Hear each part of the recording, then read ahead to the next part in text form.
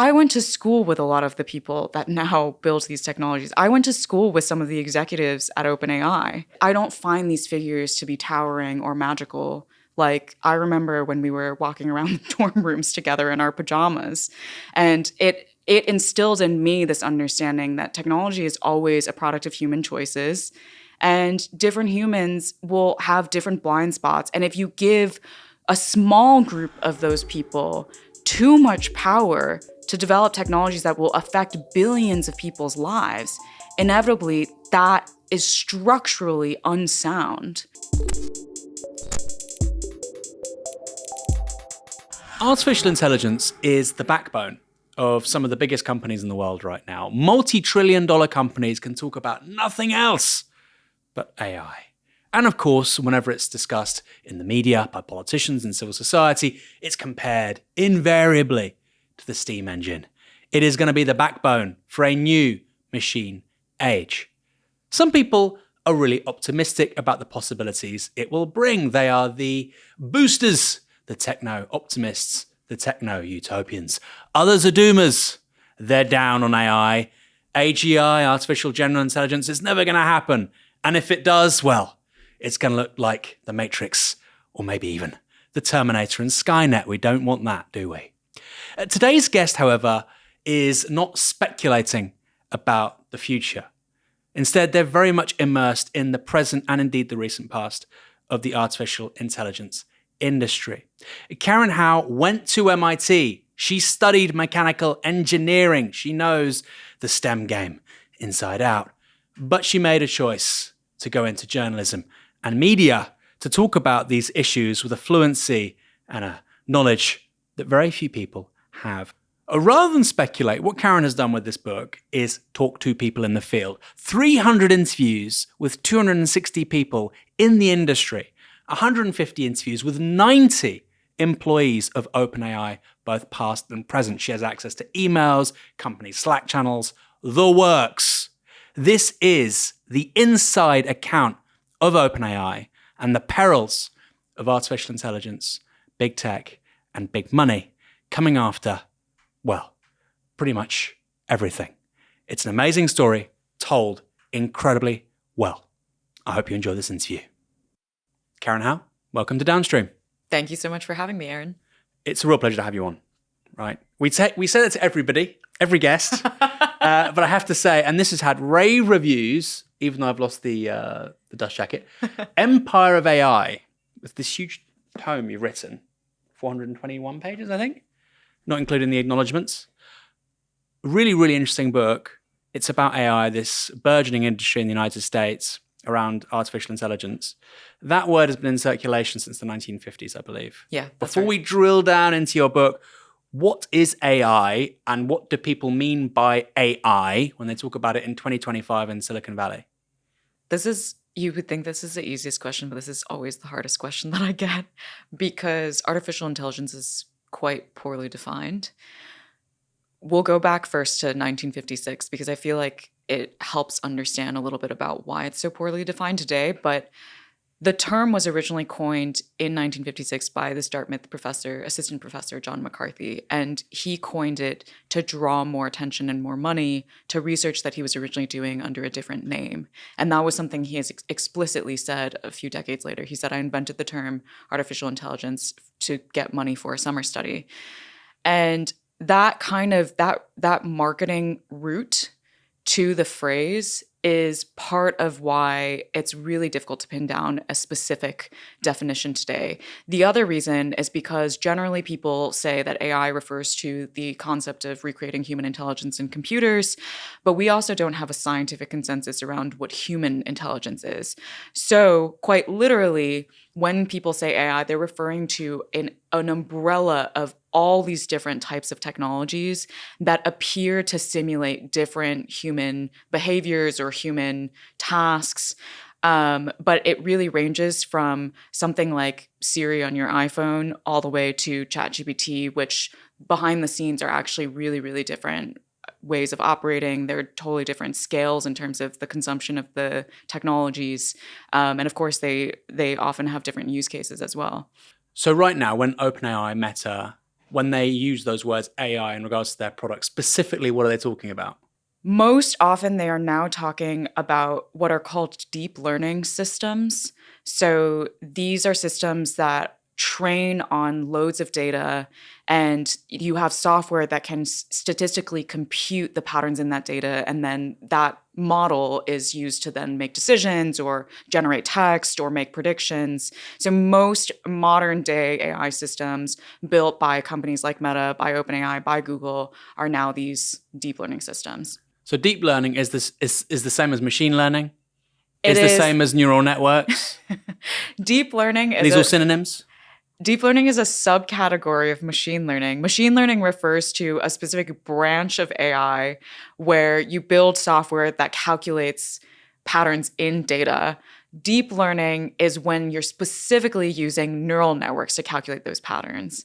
So you have what I call one of the founding fathers of AI used to call AI a suitcase word. So because you can put whatever you want in the suitcase and suddenly AI means something different. So we have this suitcase word of AI, and then under that, any data-driven AI techniques are called machine learning, and then any neural network data-driven techniques are called deep learning. So it's the smallest circle within this broader suitcase word. So deep learning and neural networks are kind of interchangeable.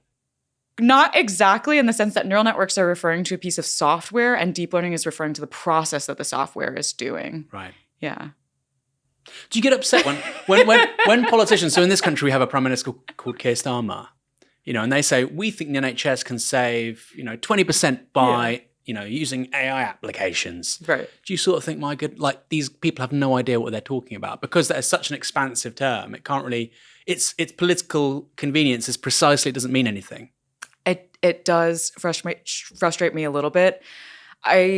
So I often use the analogy that AI is like the word transportation.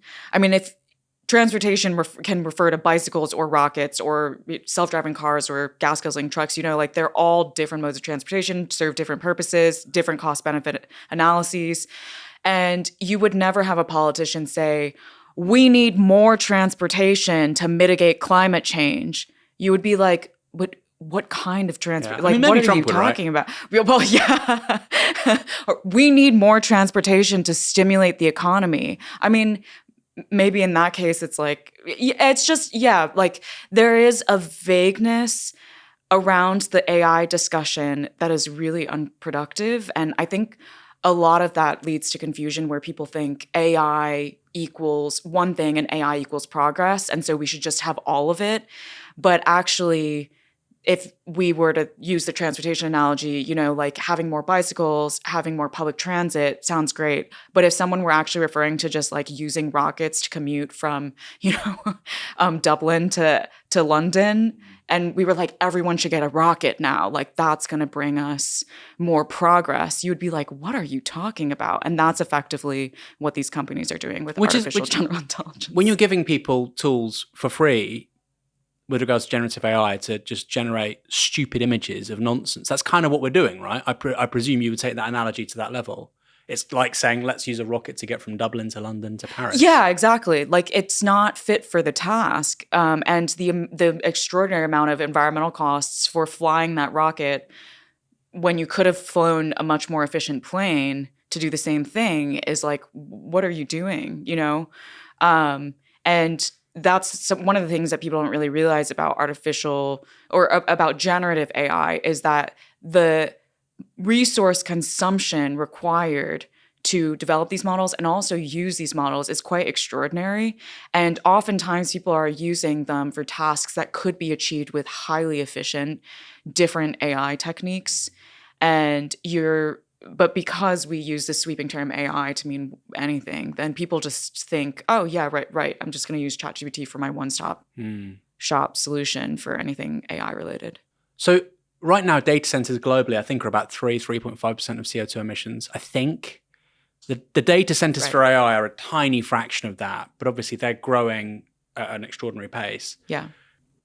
Are there any numbers out there with regards to projected CO2 emissions of data centers globally 5, 10, 15 years from now? Or is that all still, it's so recent that we can't really speculate about the numbers involved? There are numbers around the energy consumption, which you could then use to kind of try and project carbon emissions. So there was a McKinsey report that recently projected that based on the current pace of data center and supercomputer expansion for the development and deployment of AI technologies, we would need to add around half to 1.2 times the amount of energy consumed in the UK annually to the global grid in the next 5 years. Wow. Yeah. And most of that will be serviced by fossil fuels. This is something that Sam Altman actually even said in front of the Senate a couple weeks ago. He said it will most probably be natural gas. So he actually picked the nicest fossil fuel.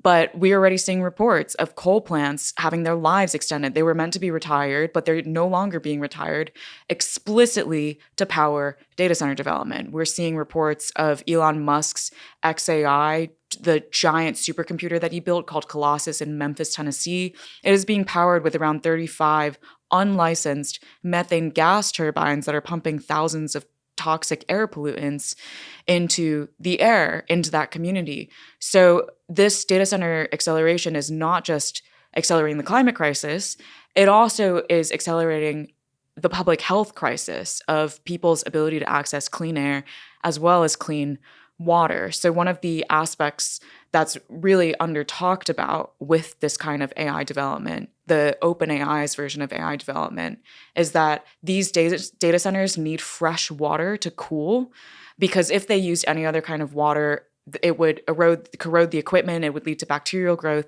And so most often these data centers actually use public drinking water, because when they enter into a community, that is the infrastructure that's already laid to deliver the fresh water to companies, to businesses, to residents.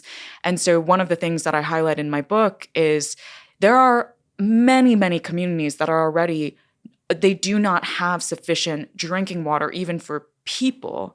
And I went to Montevideo, Uruguay, to speak with people about a historic level of drought that they were experiencing, where the Montevideo government literally did not have enough water to put into the public drinking water supply. So they were mixing toxic wastewater in just so people could have something come out of their taps when they opened them. And for people that were too poor to buy bottled water, that is what they were drinking. And women were having higher rates of miscarriages. Elderly were having an exacerbation or an inflammation of their chronic diseases. And in the middle of that, Google proposed to build a data center that would use more drinking water. This is called potable water, right? This is potable water. Yeah, exactly. And you can't use seawater because of the saline aspect. Exactly. Yeah. And Bloomberg recently had a story that said 2/3 of the data centers now being built for AI development are in fact going into water scarce areas. You said a moment ago about XAI, unlicensed energy generation using methane gas. When you say unlicensed, what do you mean? As in, the company just decided to completely ignore existing environmental regulations when they installed those methane gas turbines. And this is actually a really one of the things that I concluded by the end of my reporting was not only are these companies really corporate empires, but also that if we allow them to be unfettered in their access to resources and unfettered in their expansion, they will ultimately erode democracy. Like, that is the greatest threat of their behaviors. And what XAI is doing is a perfect example of, at the smallest level, these companies are entering into communities and completely hijacking existing laws, existing regulations, existing democratic processes to build the infrastructure for their expansion. And we're seeing this hijacking of the democratic process at every level, the smallest local levels all the way to the international level.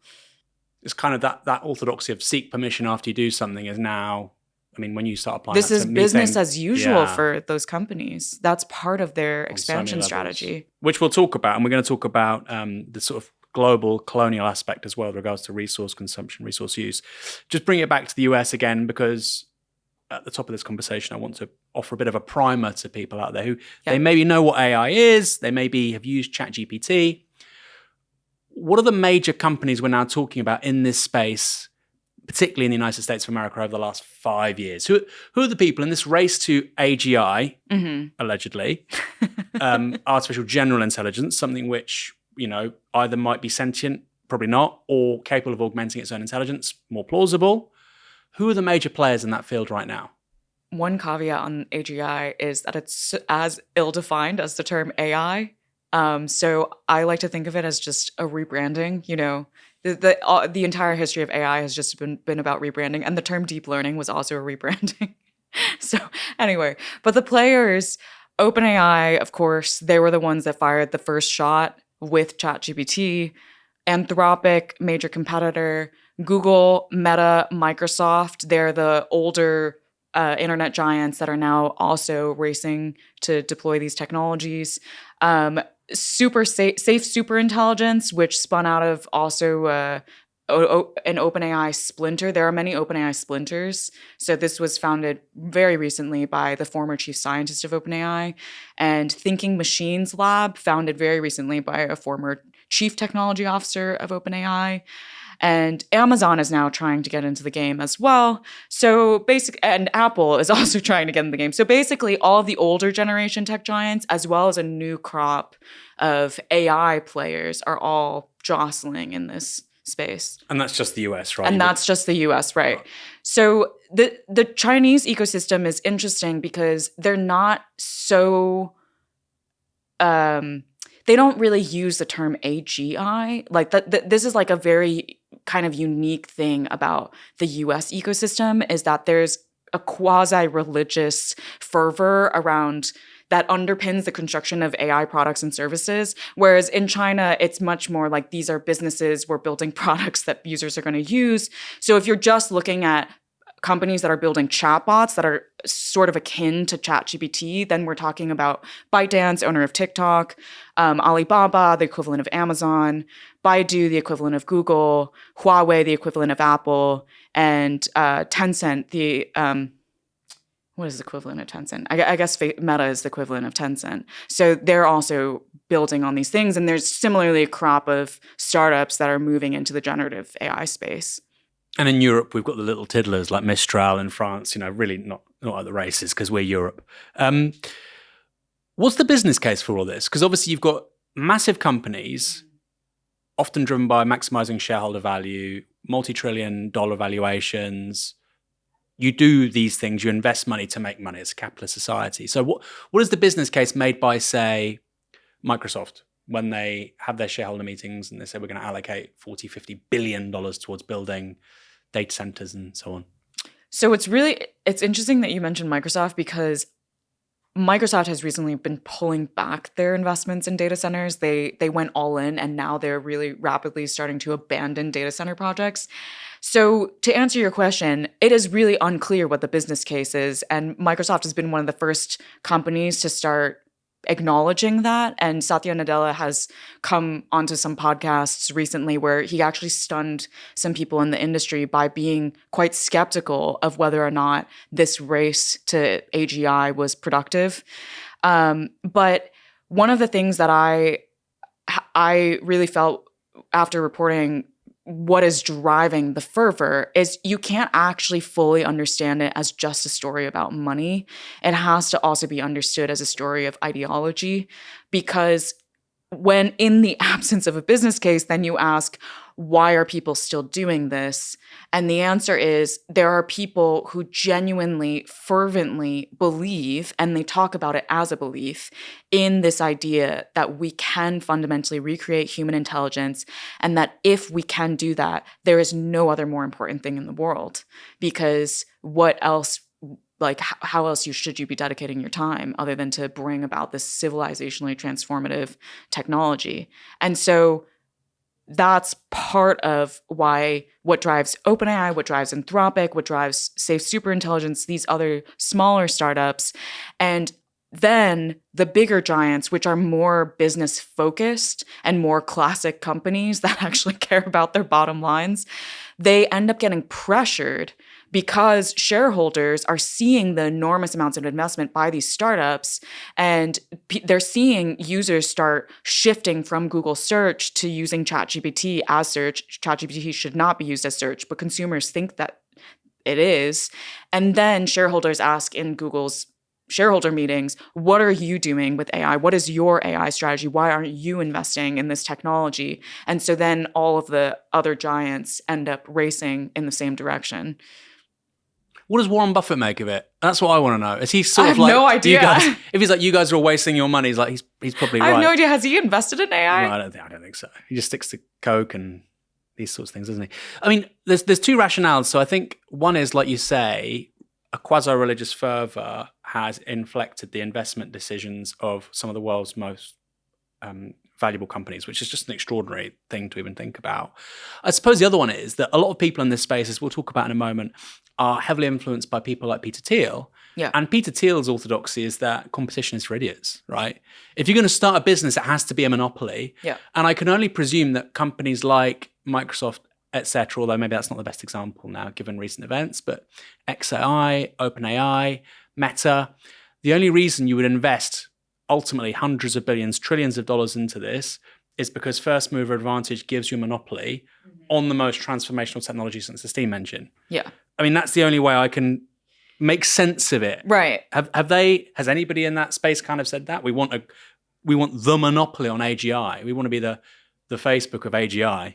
Well, what OpenAI often says to investors is, if you make this seemingly fantastical bid into our technology, you could get the biggest returns you've ever seen in your life, because we will then be able to use your funding to get to AGI first. So it's still riding on this concept of the fact that there might be an AGI, which is high. It's not like rooted in scientific evidence.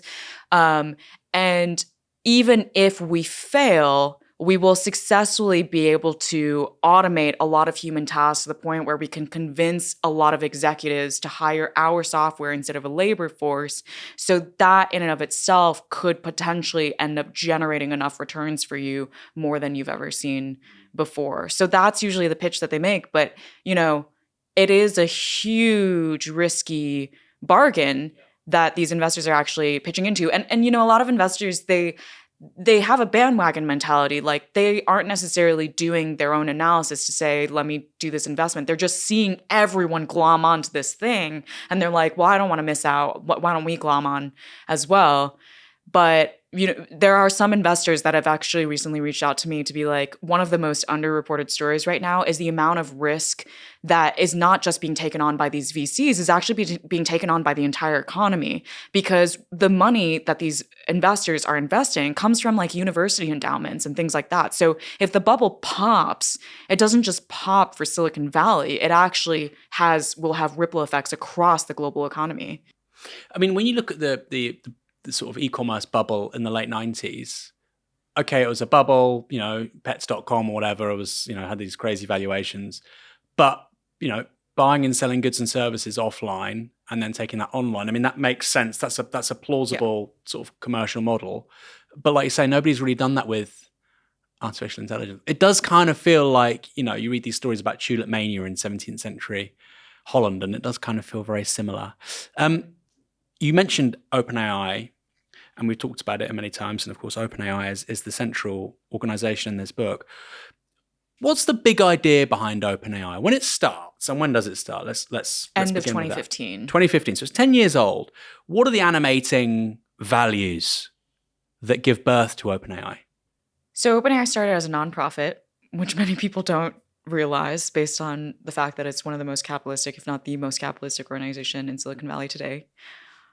But it was co-founded by Elon Musk and Sam Altman as a bid to try and create a fundamental AI research lab that could develop this transformative technology without any kind of commercial pressures. So they positioned themselves as the anti-Silicon Valley, the anti-Google, because Google at the time was the main driver of AI development. They had developed a monopoly on some top AI research scientists.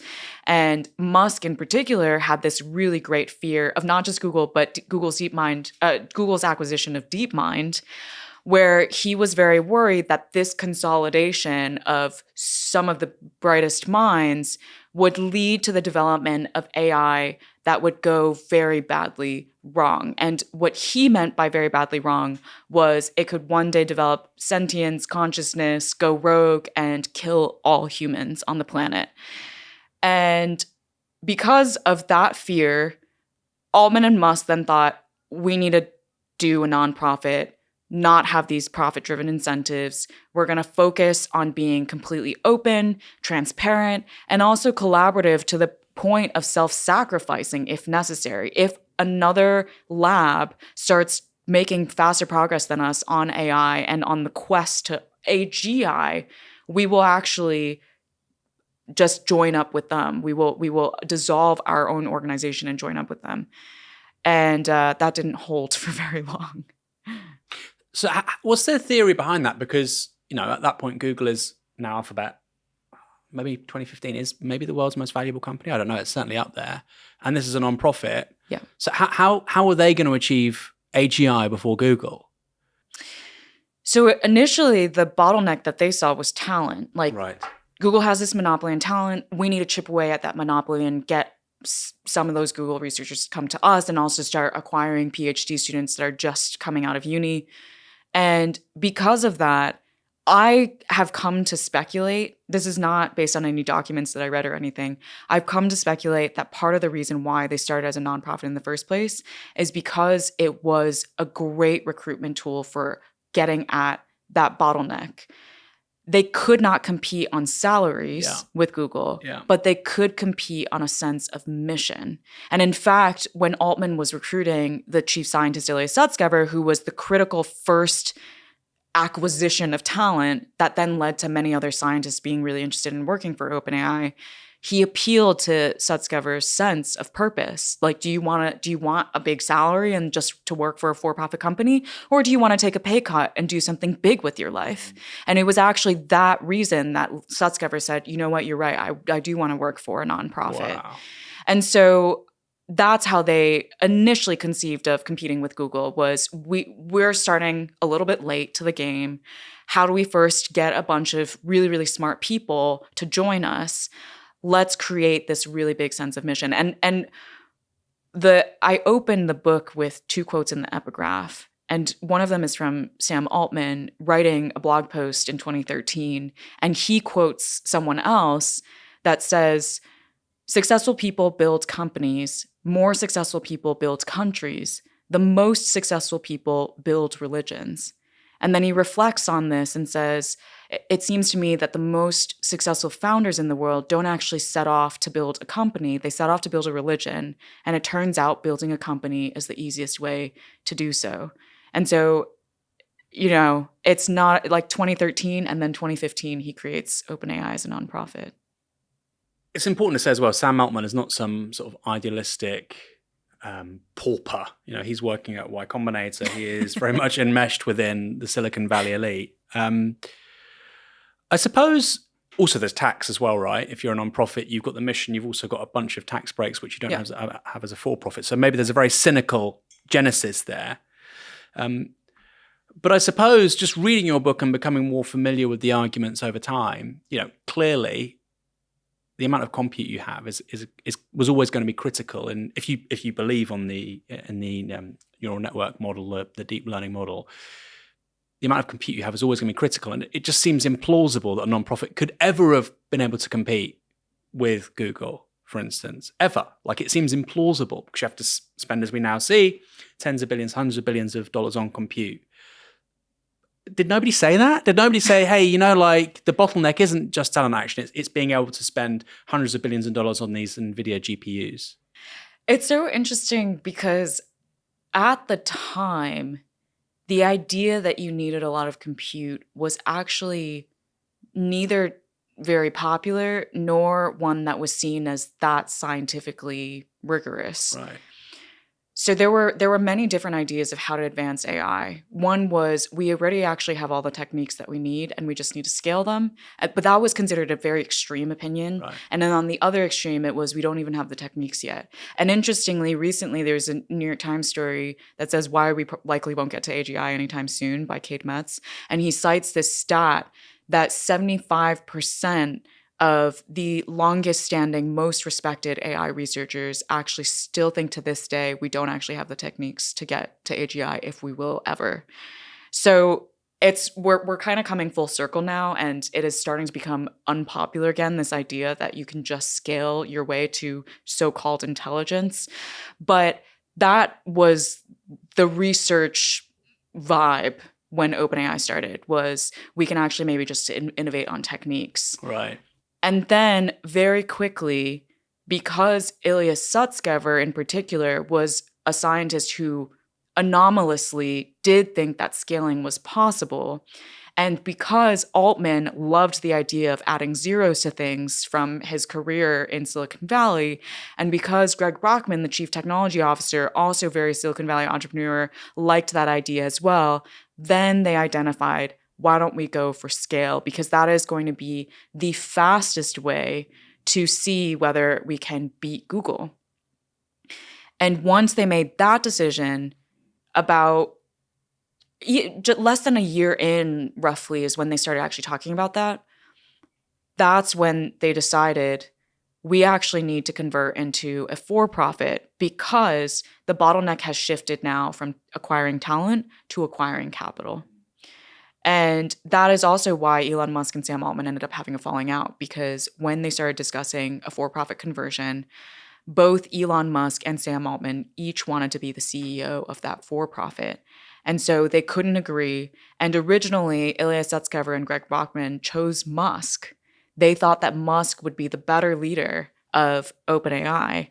But then Altman essentially, and this is something that is a very classic pattern in his career, became very persuasive to Brockman, who he had a long-term relationship with, about why it could actually be dangerous to go with Musk, and like I would definitely be the more responsible leader, so on and so forth.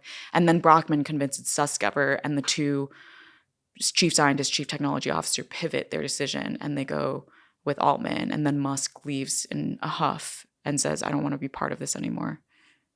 Which has become rather typical of the man, hasn't it, subsequently. But that is incredible, really. So by 2016, there's a recognition that in terms of capital investment, they're going to have to go toe-to-toe with maybe at that point the world's biggest company, and they're a non-profit. Yeah. I just find it weird that, but lots of people bought the propaganda that OpenAI was in some way open. Yeah. What did the open stand for, by the way? The open originally stood for open source, which in the first year of OpenAI, they really did open source things. They did research, and then they would put all their code online. So it really was like they did what they said. And then the moment that they realized we got to go for scale, then everything shifted.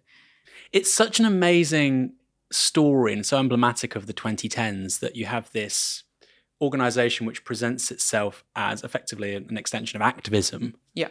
Ends up becoming today, some people value OpenAI at $300 billion. Yeah. And it's doing all these terrible things, which we're going to talk about. Sam Altman specifically, who is he? What's his background? How does this guy who nobody's heard of become the CEO of a company which today is, it's almost more valuable than any company in Europe, for instance? Yeah. Altman he's spent his entire career in Silicon Valley. He was at first a startup founder himself. And he was part of the first batch of companies that joined Y Combinator, one of the most prestigious startup accelerators in Silicon Valley. But at the time, he was the very first class, and no one really knew what YC was. He did that for 7 years. He was running a company called Looped, which was a mobile-based social media platform, effectively a Foursquare competitor, but which actually started earlier than Foursquare. It didn't do very well. It was sold off for parts. But what he did do very well during that time was ingratiate himself with very powerful networks in Silicon Valley. So one of the first and longest mentors that he ended up having throughout his career is Paul Graham, the founder of Y Combinator, who then plucked Sam Altman to be his successor. And Sam Altman then, at a very young age, became president of YC. And then he ended up doing that for around 5 years.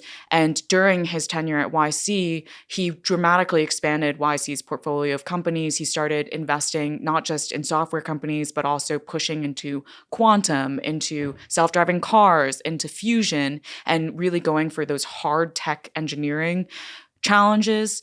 And if you look at how he ended up then as a CEO of OpenAI, I think that he basically was trying to figure out what is going to be the next big technology wave.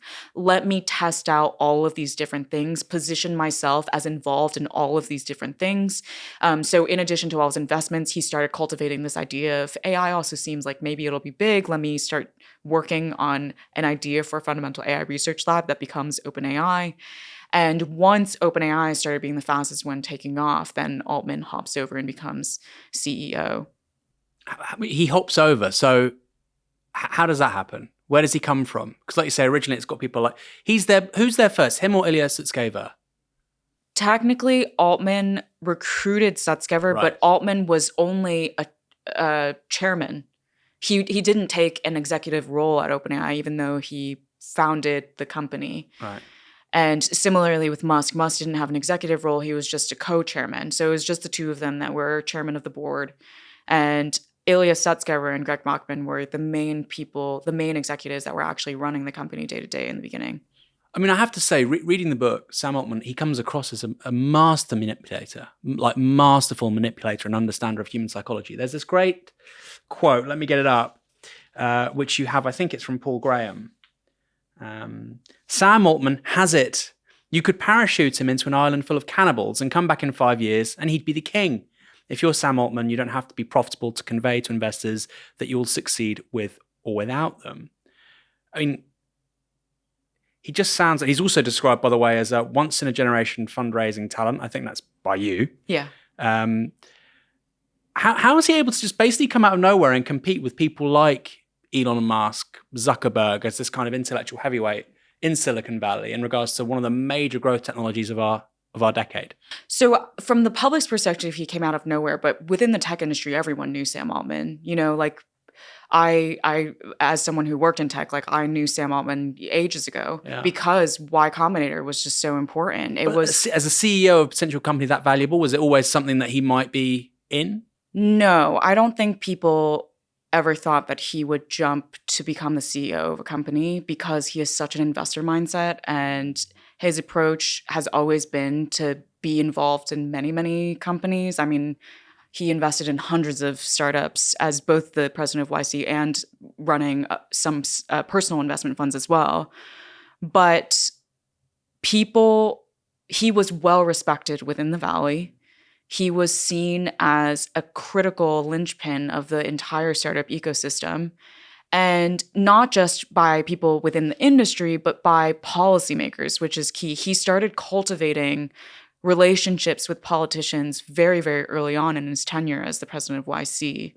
And for example, I talk in my book about how Ash Carter, the head of the Department of Defense under the Obama administration, came to Altman asking, how can we get more young tech entrepreneurs to partner with the US government? So he was seen as a gateway into the Valley. And obviously the Valley isn't just made of startups. There's also the tech giants. But back then, like starting a startup was way cooler than working at a tech giant because Google, Microsoft, they were considered the older, safer options if you really wanted job security. But if you wanted to be an innovator, if you wanted to do breathtaking things, you would build a startup. And then your number one goal as a startup founder was to get into YC. So Altman was the pinnacle. He was emblematic of the pinnacle of success in the Valley.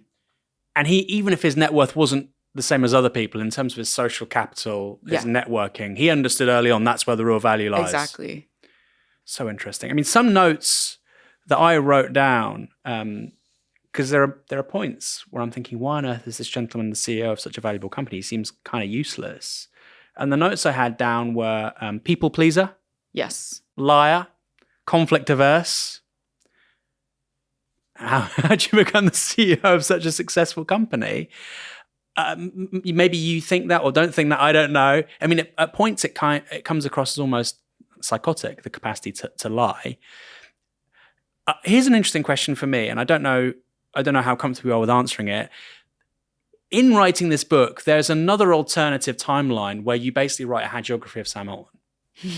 And you leave all of that out, right? There are other writers out there, I won't name them. They sell a ton of books and they write very positive, affirming biographies of these visionary leaders, whether it's Elon Musk or Steve Jobs, etc.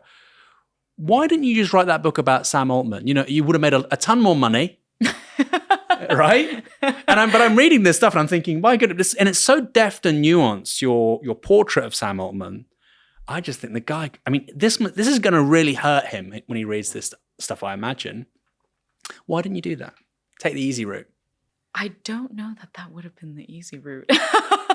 I just wrote the facts, and the facts come out that way. I interviewed over 260 people across 300 different interviews, and over 150 of those interviews were with people who either worked at the company or were close to Sam Altman. And that's just what they presented, was all of the details that I ended up putting in. And one of the things that just came through again and again and again, well, two things that came through again and again.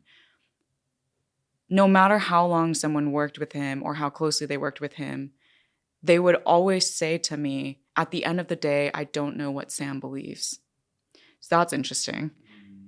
And then the other thing that came through was I would ask them, well, what did he say to you he believed in this meeting at this point in time for why the company needs to do this XYZ thing?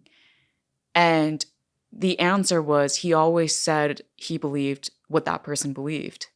Except because I interviewed so many people who have very divergent beliefs, then I was like, wait a minute, he's saying that he believes what this person believes and then what that person believes, and they're literally diametrically opposite. So I just ended up documenting all of those different details to illustrate how people feel about him. He's a polarizing figure, both extreme in the positive and negative direction. Some people feel he is the greatest tech leader of our generation, and they don't say that he is honest when they say that. They just say that he's one of the most phenomenal assets for achieving a vision of the future that they really agree with. And then there are other people who hate his guts and say that he's the greatest threat ever. And it really also comes down to whether or not they agree with his vision, and they don't. And so then his persuasive powers suddenly become manipulative tactics. If you compare him to somebody like Elon Musk as a CEO, who is obviously far from perfect, but Elon Musk makes big bets. He has gut instincts. He's very happy to alienate people if he thinks he's right about something. And, obviously I don't agree with him on many, many things, but that's quite a sort of, there's an archetype with regards to a business leader that looks like that. And then you got somebody like Sam Altman. He's doing all of these things, like I say, the people pleasing, the conflict aversion, and yet he's managed to lead this company to essentially a third of $1 trillion valuation. Mm-hmm. He must obviously be doing something right as well. So what are his sort of comparative advantages as a business leader? Because on paper, I read all that stuff and I think the guy wouldn't be able to get up in the morning and make breakfast, and yet he's accomplished some extraordinary things. Yeah, I think it really comes down to he does understand human psychology very well, which not only is helpful in getting people to join in on his quest. So he's great at acquiring talent, and then he's said himself, like, I'm a visionary leader, I'm not an operational leader, and my best skill is to acquire the best people that then operationalize the thing. So he's good at persuading people into joining his quest. He's good at persuading whoever has access to whatever resource he needs to then give him that resource, whether it's capital, land, energy, water, laws, and then people have said that he instills a very powerful sense of belief in his vision and in their ability to then do it. So he's good. We say in English soccer, we would say good man manager. He can inspire people. He inspires people to do things that they didn't think that they would be able to do. Yeah. But I mean, this is why there's so much controversy. He is such a polarizing figure because people who everyone has a very personalized encounter relationship with him, because he often he does his best work in one-on-one meetings. when he can say whatever he needs to say to get you to do, believe, achieve whatever it is that he needs you to do. And that's also part of the reason why there's so many diverging, like, people then are like, oh, I think he believes this, I think he believes that, and they're like totally divergent. It's because he's having these very personalized conversations with people. And so some people end up coming out of those personalized meetings feeling totally transformed in the positive direction, being like, I feel superhuman, I can now do all these things, and it's in the direction that I want to go. I'm building the future that he sees and I see, and we're like aligned. And then other people end up coming out of these meetings feeling like, was I played? Like, was he just telling me all these things to try and get me to do something that's actually fundamentally against my values? You said you spoke to 150 people who were connected with OpenAI over 250. Or 150 interviews, yeah. Yeah, sorry. 150 interviews, 250 interviews altogether, 270. 250 people altogether. The numbers are all set. No, but it's absolutely incredible. I should have said this right at the start, really. What's your personal sort of bio on all this stuff? Because, of course, when people out of journalism, media cover technology and the intersection of that with politics, people go, well, they don't really know what they're talking about. They're generalists because they come out of journalism. What's your background? Because it's quite particular. I studied mechanical engineering at MIT for undergrad, and I went and worked in Silicon Valley because that's what I thought I wanted to do. I lasted a year before I realized it was absolutely not what I wanted to do. And then I went into journalism. And the reason why I had such a visceral reaction against Silicon Valley is because I was quite interested in sustainability and how to mitigate climate change. And why I went to study engineering in the first place was I thought that technology could be a great tool for social change and shaping consumer behaviors to prevent us from planetary disaster. And I realized that Silicon Valley's technology incentive structures for producing technology were not actually leading us to develop technologies in the public interest. And in fact, most often it was leading to technologies that were eroding the public interest. And the problems like mitigation of climate change that I was interested in were not profitable problems. But that is ultimately what Silicon Valley builds. They want to build profitable technologies. And so it just seemed to me that it didn't really make sense to try and continue doing what I wanted to do within a structure that didn't reward that. Yeah. And then I thought, well, I've always liked writing. Maybe I can use writing as a tool for social change. So I switched to journalism. You went to MIT Review, right? And then I went to a few publications and then eventually MIT Technology Review to cover AI. And then Wall Street Journal. And then the Wall Street Journal. I mean, these are big, just so people know, there's real credibility behind this. All these interviews, this CV.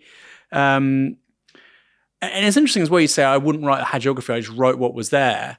I mean, maybe that's partly an extension of your sort of STEM background, right? Rather than writing like propaganda on a puff piece, which, let's be honest, is most coverage of this sector. But it's true, right? Well, people often ask me this is like, how much did my engineering degree help me in reporting on this? And I think it helps me in ways that are not what people would typically assume.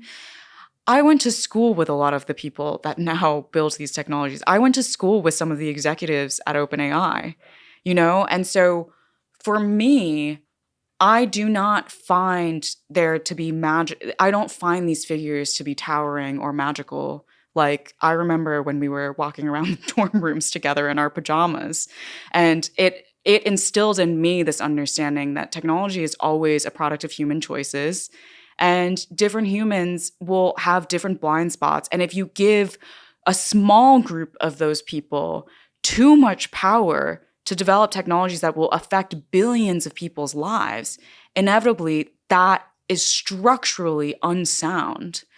We should not be allowing small groups of individuals to concentrate such profound influence on society when it is not, you cannot expect any individual to have such great visibility into everything that's happening in the world and perfectly understand how to craft a one-size-fits-all technology that ends up being profoundly beneficial for everyone. Like that, it just doesn't make sense at all. And I think the other thing that it really helps me with is Silicon Valley is an extremely elitist place. And it allows me to have an honest conversation with people faster, because if they start stonewalling me or like trying to pretend that there's certain things that these technologies are capable of that they're not actually capable of, I will just slap my MIT degree down and be like, cut the bull crap, like tell me what's actually happening. And it is a shortcut to getting them to just speak more honestly to me, but it's not actually because of what I studied. It's more just that it signals to them that they need to speed up their throat clearing. That's really interesting, though. Yeah. Because I do feel like lots of coverage of this sector. I mean, I can only speak in regards to the UK, and we're a tiddler compared to you guys. But at the intersection of particularly politics and technology, the coverage by political journalists at Westminster, Keir Starmer and Rachel Reeves say, we're going to build more data centers. Isn't that fantastic? Actually, not necessarily. They're not going to create that many jobs once they're built. They can use a ton of energy, ton of water. What's the upside for the UK taxpayer?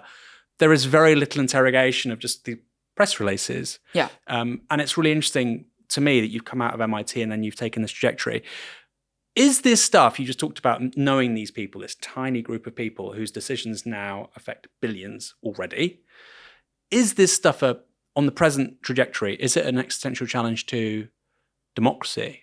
Challenge is speculative. Is it going to end democracy?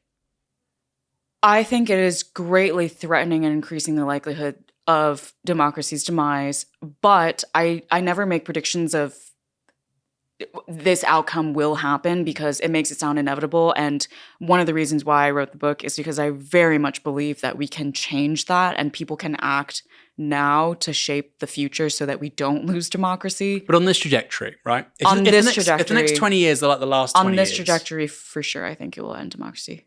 Yeah. How quickly?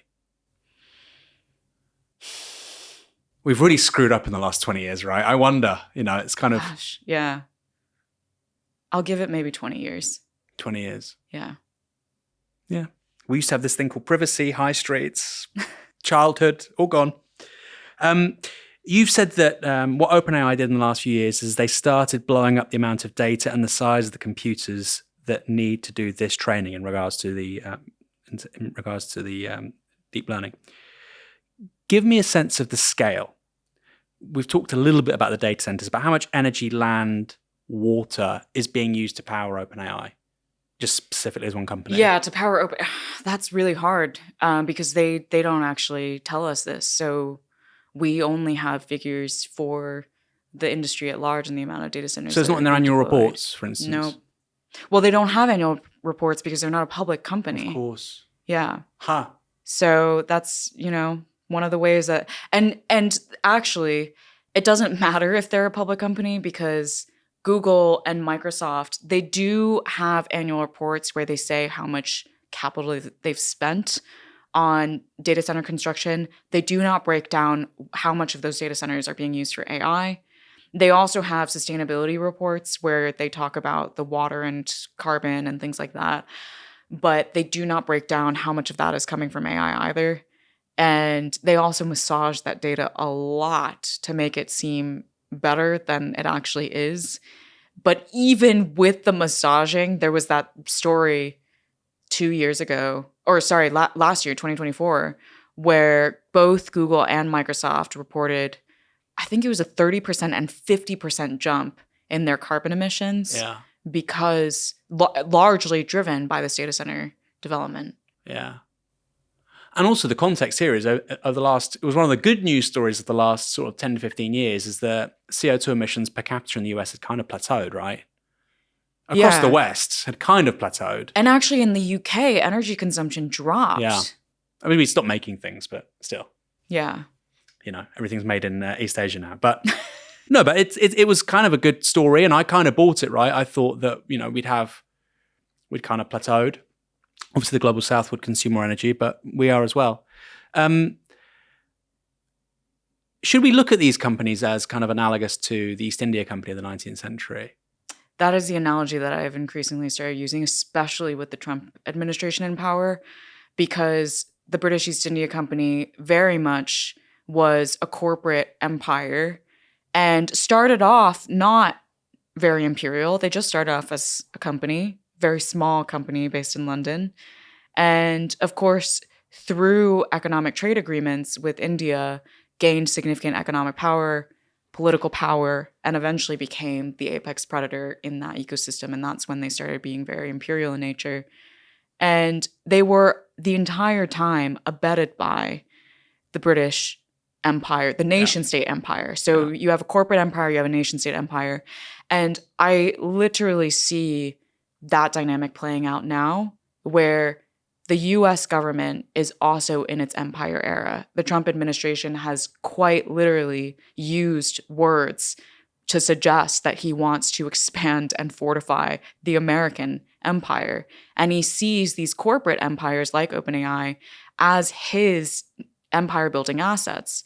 And so I think he is probably seeing it in the same way that the British Crown saw the British East India Company of, let's just let this company acquire all these resources, do all these things, and then eventually we'll nationalize the company, and then India formally becomes a colony of the British Empire. So Trump, whatever the equivalent, modern day equivalent would be of nationalizing these companies, is his endgame. Like, he is helping them strike all these deals and installing all this American hardware and software all around the world with the hope that then those become national assets. And then, there was actually just a recent op-ed in Financial Times from Mariette Schaake, one of the former EU parliamentarians, who pointed out, like, isn't it so convenient for the US to get all of this American infrastructure installed everywhere around the world so that the US government could literally turn it off at any time? I mean, if you want to talk about empire building, there's that. But at the same time, these corporate empires are also trying to use the American empire as an asset to their empire building ambitions. So there's a very tenuous alliance between Silicon Valley and Washington right now, in that each one is trying to use the other and ultimately trying to dominate the other. And there's a growing popularity in Silicon Valley of this idea of a politics of exit, this idea that democracy doesn't work anymore. We need to find other ways of organizing ourselves in society. And maybe the best way of organizing ourselves is actually a series of networked companies with CEOs at the top. So I don't ultimately know who's going to win, like the nation state empire or the corporate empire, but either version is bad, because all of the people in power now, both the business executives and the politicians, do not actually care at all about preserving democracy. I mean, the analogy of India is really interesting. So I think I might have my dates wrong. East India Company is running things until 1857. You have the Indian Mutiny, basically an uprising against the East India Company. And then, of course, that commercial endeavor has to be underpinned by the organized violence of the British imperial state. And it does feel like that could be the next step of what happens with regards to US interests overseas. I suppose one retort would be, well, hold on, it sounds kind of good. I'm a socialist. I kind of like the idea of SpaceX being nationalized. I kind of like the idea of the federal government having a 51% stake in OpenAI and Tesla and Meta. What would you say to that? I don't necessarily know if my critique is of the nationalization of the company, more as like, why are they nationalizing these companies, and because of this endgame mentality of, let's just let these companies run rampant around the world so that ultimately whatever their assets are become our assets, is leading the Trump administration to have a completely hands-off approach to AI regulation. They proposed the big, beautiful bill, which passed the House and is now going up to the Senate with a clause that would, if implemented, put a 10-year moratorium on AI regulation at the state level, which is usually, the state level is usually where sensible regulation happens in the US. So they're doing all of these actions now with wide-ranging repercussions that will be very difficult to unwind, in the name of this idea that maybe if they just allow these companies to act with total impunity, that it will ultimately benefit the nation state. How do people like Sam Altman look at the rest of the world outside the US? These kind of tech leaders, and how do they look at little Britain and Italy, and how do they look at us? What do they think about us? You've been inside their minds. I mean, they see them as resources. They see different territories as different types of resources, which, I mean, is what older empires did. They would look at a map and just draw out the resources that they could acquire in each geography. We're going to go here and acquire the labor. We're going to go here and acquire the lands. We're going to go here and acquire the minerals. I mean, that's literally how they talk. Like, when I was talking with some OpenAI researchers about their data center expansion, there was this one OpenAI employee who said, we're running out of land and water. And he was just saying, yeah, we're just trying to look at the whole world and see where else we can place these things. What other geographies can we find all of the conditions that we need to build more data centers? Land without earthquakes, without floods, without tornadoes, hurricanes, all these natural disasters, and can deliver massive amounts of energy to a single point, and can cool the systems. And they're looking at that level of abstraction to what are the different pieces of territory and resources that we need to acquire. And that includes other parts of the West.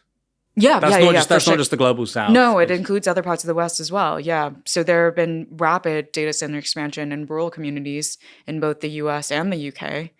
And it always ends up in economically vulnerable communities, because those are the communities that often actually opt in to the data center development initially, because they are not informed about what it will ultimately cost them and for how long.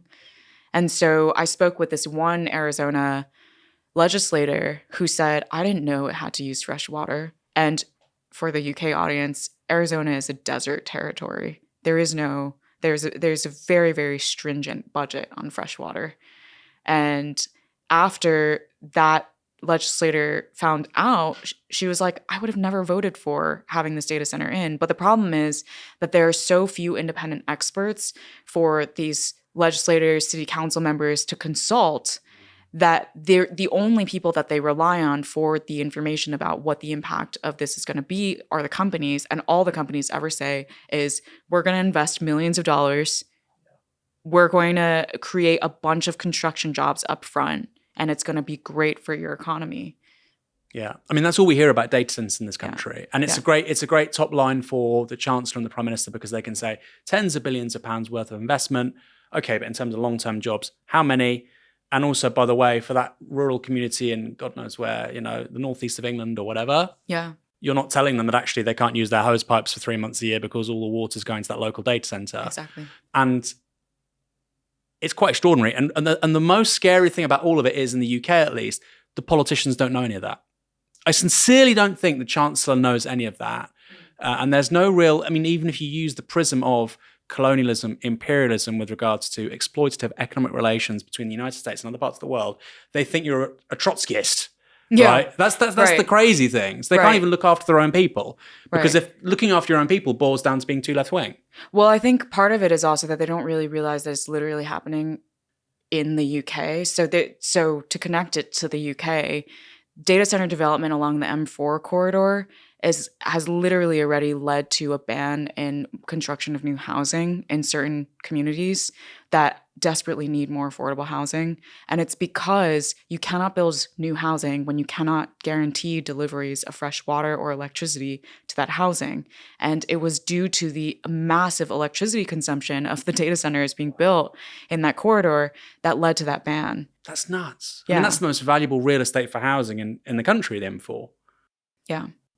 And do you think UK politicians are aware of that contradiction, or is that just that's?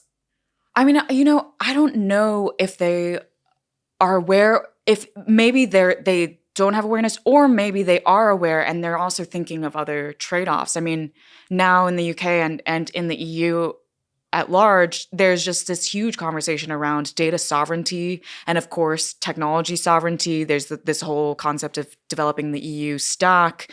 And why is it that we don't have any of our tech giants? Why don't we have any of this infrastructure? And like Keir Starmer just said this week during London Tech Week, we want to be AI creators, not AI consumers. So I think in their minds, maybe this is a viable trade-off. We skimp a little bit on housing for the ability to have more indigenous innovation. But I think the thing that is often left out of that conversation is this is a false trade-off. People think that you need colossal data centers to build AI systems. You actually do not. This is specifically the approach that OpenAI decided to take. But actually, before OpenAI started building large language models and generative AI systems at these colossal scales, the trend within the AI research community was going the opposite direction towards tiny AI systems. And there was all this really interesting research looking into how small your data sets could be to create powerful AI models and how little computational resources you needed to create powerful AI models. So there were interesting papers that I wrote about where you could have a couple hundred images to create highly performant AI systems, or you could have AI systems trained on your mobile device. That's like not even a one computer chip running on your mobile device. And OpenAI took an approach that is now using hundreds of thousands of computer chips to train a single system. And those hundreds of thousands of computer chips now are consuming, city loads of energy. And so if we divorced the concept of AI progress with this scaling paradigm, you would realize then you can have housing and you can have AI innovation. But once again, there's not a lot of independent experts that are actually saying these things. Most AI experts today are employed by these companies. And this is basically the equivalent of if most climate scientists were being bankrolled by oil and gas companies. Like, they would tell you things that are not in any sense of the word scientifically grounded, but just good for the company. I interviewed a great guy twice actually now, a guy called Angus Hansen, who's really just on it with regards to the increasingly exploitative nature of the United States economic relations with the UK. Just fascinating a book and man.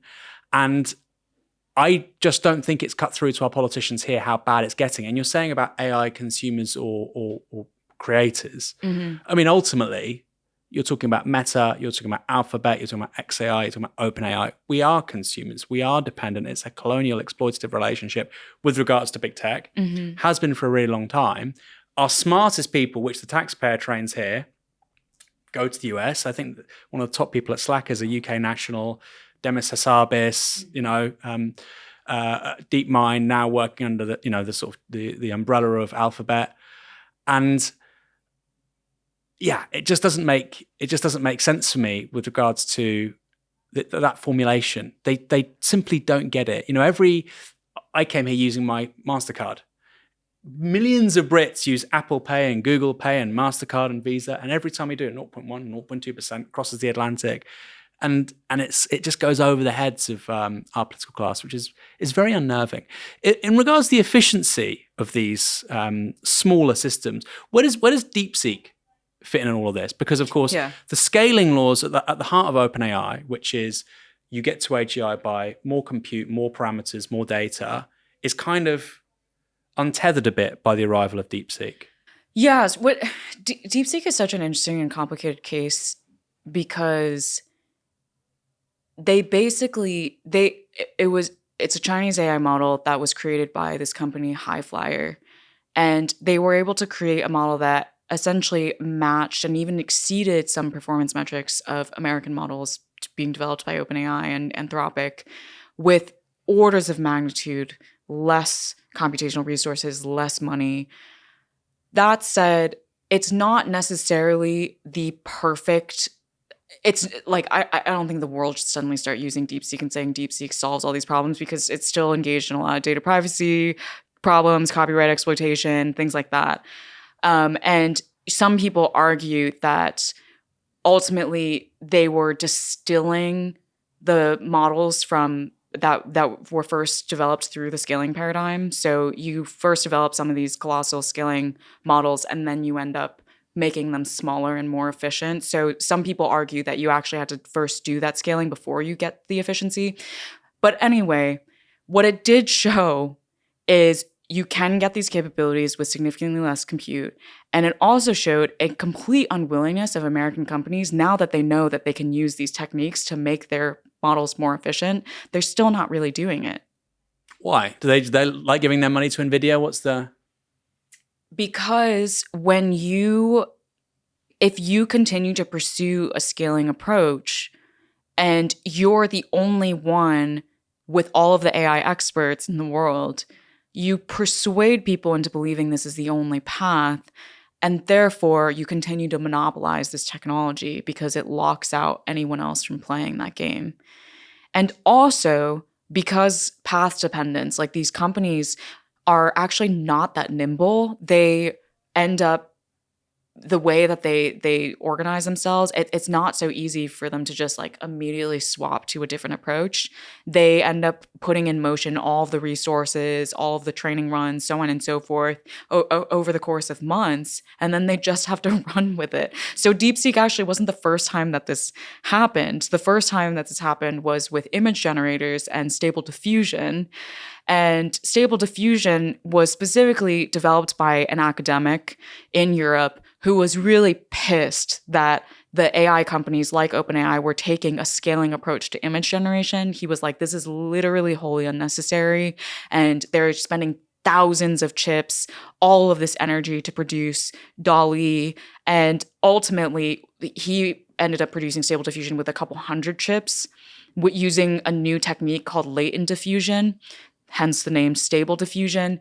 And, arguably it was actually an even better model than DALL-E because users were saying that Stable Diffusion had even better image quality, better image generation, better ability to actually control the images than DALL-E. But even knowing that latent diffusion existed, OpenAI continued to develop DALL-E with these massive scaling approaches. And it wasn't until later that they then adopted the cheaper version. But it was just significantly delayed. And I was asking OpenAI researchers, like, why? That doesn't make any sense. Why did you do that? And they were like, well, once you set off on a path, it's kind of hard to pivot. Also, Jensen Huang, the CEO of NVIDIA, is really charismatic, right? I mean, it's quite funny because I'm a Marxist. I'm going to make that confession. You have these big sort of structural understandings of how history happens, and then you sort of realize, actually, this guy's really charismatic and this person's really manipulative, and all of a sudden the world's hyperpower is making these technological decisions. Okay, quite strange. We talked about data centers, we talked about earth, water, energy. I want to talk also about some of the more exploitative practices with regards to workers in the global south. You use one really galling example actually in Kenya. Can you talk about some of the research around that, some of the people you met? Yeah, so I ended up interviewing workers in Kenya who were contracted by OpenAI to build a content moderation filter for the company. And at that point in the company's history, it was starting to think about commercialization after coming from its nonprofit Fundamental AI research roots. And they realized if we're going to put a text generation model in the hands of millions of users, it is going to be a PR crisis if it starts spewing racist, toxic, hateful speech. In fact, in 2016, Microsoft infamously did exactly this. They developed a chatbot named Tay. They put it online without any content moderation. And then within hours, it started saying awful things. And then they had to take it offline. And to this day, as evidenced by me bringing it up, it's still brought up as a horrible case study in corporate mismanagement. And so OpenAI thought, we don't want to do that. We're going to create a filter that wraps around our models so that even if the models start generating this stuff, it never reaches the user because the filter then blocks it. In order to build that filter, what the Kenyan workers had to do was wade through reams of the worst text on the internet, as well as AI-generated text on the internet, where OpenAI was prompting its models to imagine the worst text on the internet. And the workers then had to go through all of this and put into a detailed taxonomy. Is this hate speech? Is this harassment? Is this violent content? Is this sexual content? And the degree of hate speech, of violence, of sexual content. So they were asking workers to say, does it involve sexual abuse? Does it involve sexual abuse of children? So on and so forth. And to this day, I believe if you look at OpenAI's content moderation filter documentation, it actually lists all of those categories.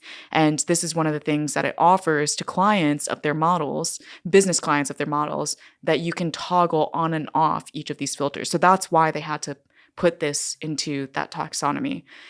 The workers ended up suffering very many of the same symptoms of content moderators of the social media era. Absolutely traumatized by the work, completely changed their personalities, left them with PTSD. And I highlight the story of this man, Mo Fadokinye, who was one of the workers that I interviewed, who showed to me that it's not just individuals that break down. It's their families and communities, because there are people who rely on these individuals. And so Mofat was on the sexual content team. His personality totally changed as he was reading child sexual abuse every day. And when he came home, he stopped playing with his stepdaughter. He stopped being intimate with his wife. And he also couldn't explain to them why he was changing, because he didn't know how to say to them, I read sex content all day. That doesn't sound like a real job. That sounds like a very shameful job. ChatGPT hadn't come out yet, so there was no conception of what does that even mean. And so one day, his wife asks him for fish for dinner. He goes out, buys 3 fish, one for him, one for her, one for the stepdaughter. And by the time he comes home, all of their bags are packed and they're completely gone. And she texts him, I don't know the man you've become anymore, and I'm never coming back. You say that's the case with regards to text. Are people also having to engage with images as well? I mean, that was more of a social media thing. Is that the case here too? Yeah, there were workers that they then... So after this, they contracted these Kenyan workers. That contract actually was canceled because there was a bunch of scrutiny on that company and the third-party company that they were contracting the workers through, and huge scandal. This is Sama, right? Sama, yeah. Sama, right. And there was a huge scandal around Sama. And then OpenAI ended up shifting to other contractors who were then involved in moderating images. And were they remunerated for the kind of work they were doing quite well, or? For the Kenyan workers, they were paid a few dollars an hour. Right. Yeah. And then on the other side of the Atlantic, you talk about people in South America doing effectively, Mechanical Turk piecework for these companies as well. Can you talk about that a little bit? Yeah. So generative AI is not the only thing that leads to data annotation. This has actually been part of the AI industry for a very long time. And so I ended up years ago interviewing this woman in Colombia who was a Venezuelan refugee about the specific thing that happened to her country in the global AI supply chain. So when in 2016, when the AI industry first started actually looking into the development of self-driving cars, there was a surge in demand for highly educated workers to do data annotation labeling for helping self-driving cars navigate the road. You have to show self-driving cars, this is a car, this is a tree, this is a bike, this is a pedestrian, this is how you avoid all of them. These are the lane markings, this is what the lane markings mean, and they're humans that do that. And it just so happened in 2016, when this demand was rising, that Venezuela as a country was dealing with the worst peacetime economic crisis in 50 years. So the economy bottomed out. A huge population of highly educated workers with great access to internet suddenly were desperate to work at any price. And these became the 3 conditions that I call the crisis playbook in my book that companies started using to then scout out more workers that were extremely cheap for working for the AI industry. And so the woman that I met in Colombia, she was not just...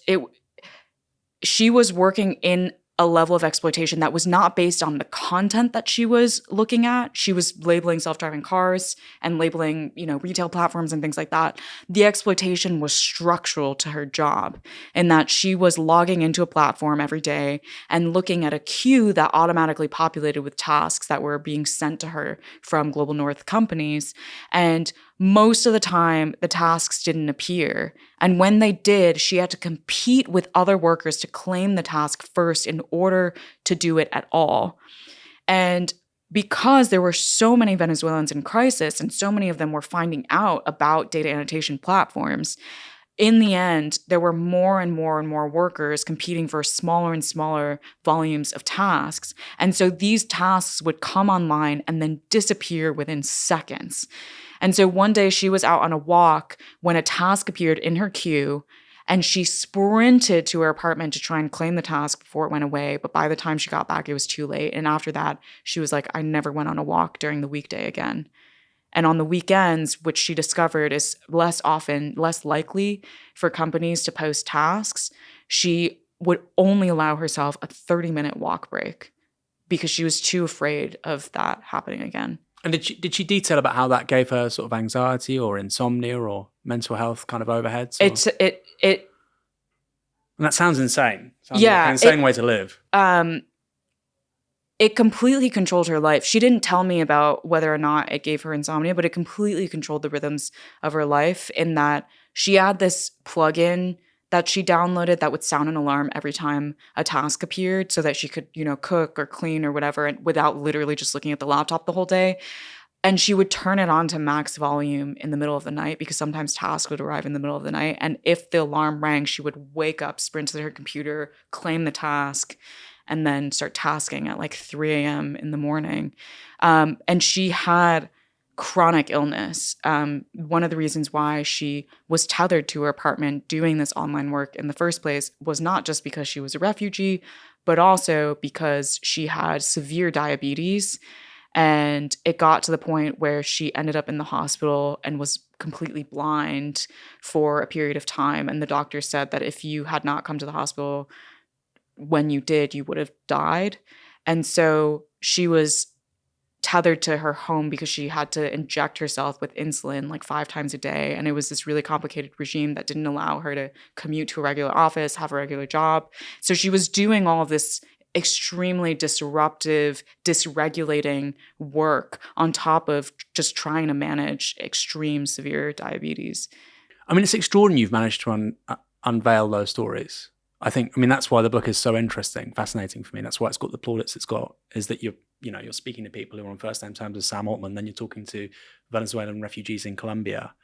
And it's really important to say that this work is being done for multi-trillion-dollar companies. Yes. That's the other side of it, right? You're saying Elon Musk worth $300 billion plus, and then there are people, that's where the value is being generated. Yeah, exactly. And that's when the reason why I really wanted to highlight those stories is because that's where you really see the logic of empire. There is no moral justification for why those workers whose contribution is critical to the functioning of these technologies and critical to the popularity of products like ChatGPT are paid pennies when the people working within the companies can easily get $1 million compensation packages. The only justification is an ideological one, which is that there are some people born into this world superior and others who are inferior, and the superior people have a right to subjugate the inferior ones. My last question, what does the US public do about big tech if it wants to take on some of these issues, income inequality, regional inequality, global, imperial overreach, etc.? A few proposals and which, somebody can execute on. What would you suggest? Yeah, I wouldn't even say it's just the US public. I mean, anyone in the world can do something about it. And one of the remarkable things for me in reporting stories is people who felt like they had the least amount of agency in the world were actually the ones that put up the most aggressive fights and actually started gaining ground on these companies in taking resources from them. So I talk about Chilean water activists who pushed back against a Google data center project for so long that they've stalled that project now for 5 years. And they forced Google to come to the table and the Chilean government to come to the table. And now these residents are invited to comment every time there's a data center development proposal, which they then said it's not the end of the fight. Like, they still have to be vigilant. And at any moment, if they blink, something could happen. But anyone in the world, I think, has an active role to play in shaping the AI development trajectory. And the way that I think about it is the full supply chain of AI development. You have a bunch of resources that these companies need to develop their technologies: data, land, energy, water. And then you have a bunch of spaces that these companies need access to deploy their technologies: schools, hospitals, offices, government agencies.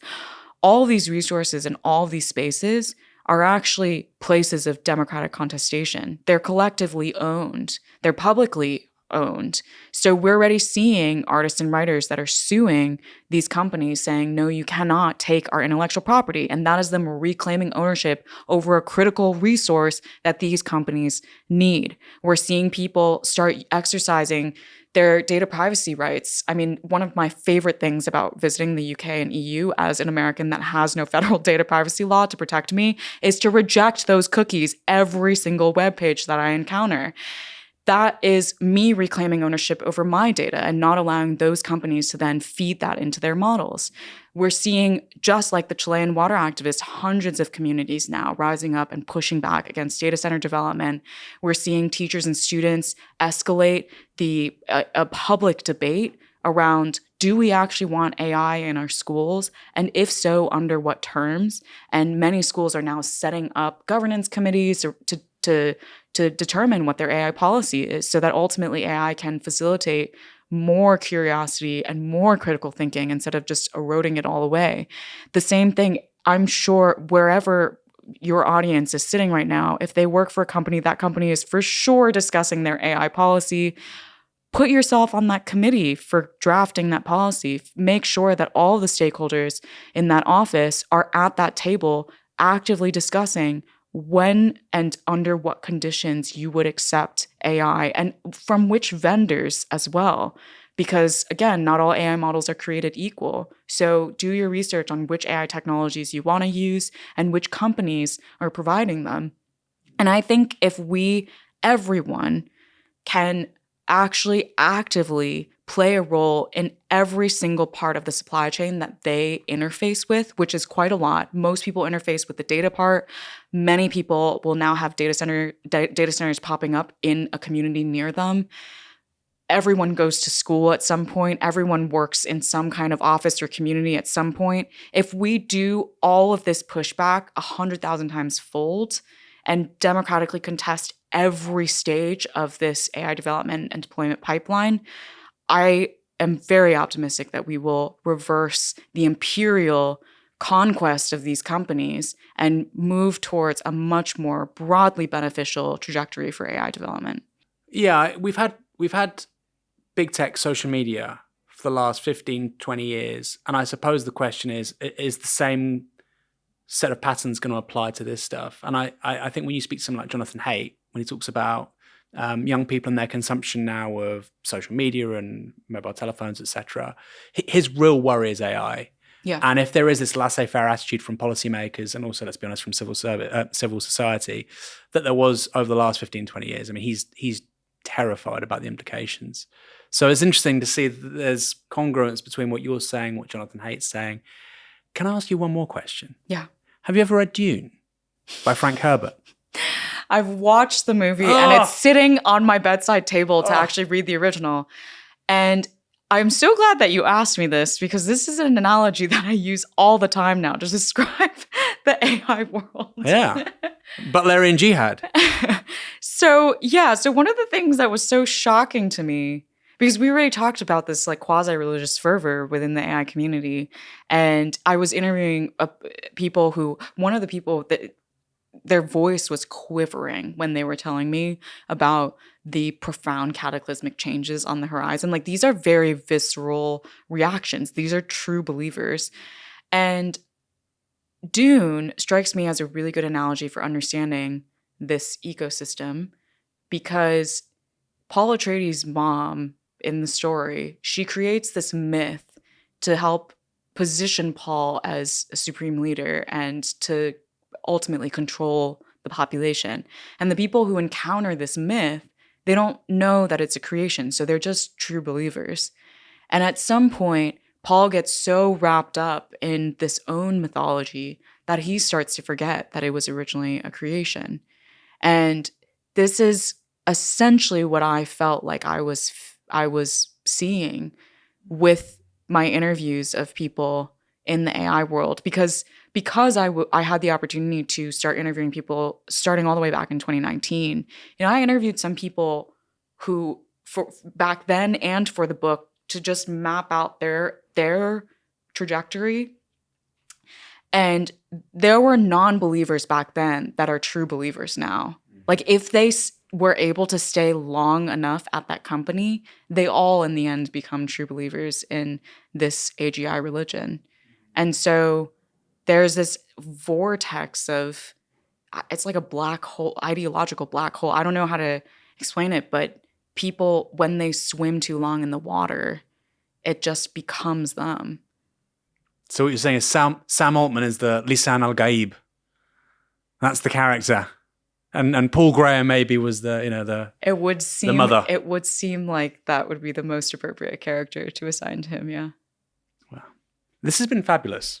And I have to say, honestly, the book is really, really exceptional. Empire of AI. I read it so much that dust jacket, I think my daughter actually ripped it off. But anyway, it is a sensational book, sensational journalism, fantastic journalist. We don't have enough of those in the world. Thank you.